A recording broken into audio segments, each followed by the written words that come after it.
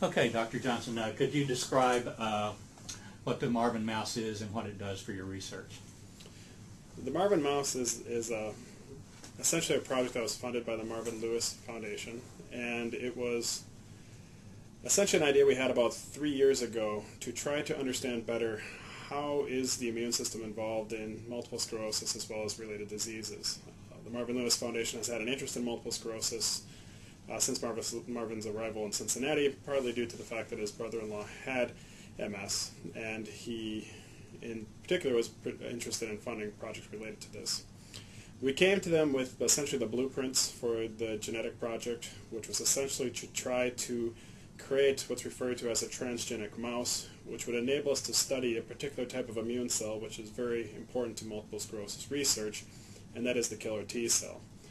In about the last 10 years or so, the killer T cell has become very important in multiple sclerosis research because it is found in multiple sclerosis lesions in high numbers and is located in areas of tissue damage. For example, there's a lot of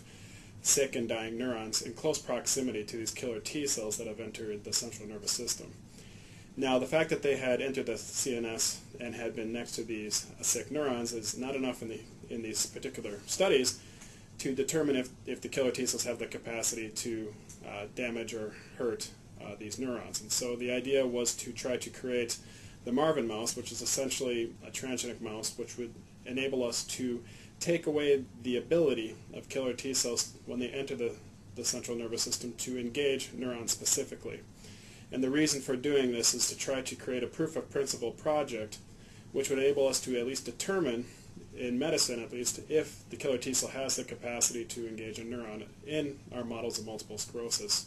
and the mouse being the one that we are currently using. The central purpose of this is once this is established in medicine as a potential mechanism by which a killer T cell could contribute to pathology in the central nervous system, we now could design therapy regimens designed to block such interactions therapeutically in human multiple sclerosis. And I think the reason for this is essentially this type of interaction will not be taken serious in human medicine unless it is essentially shown scientifically to be relevant in models such as the one that we just created.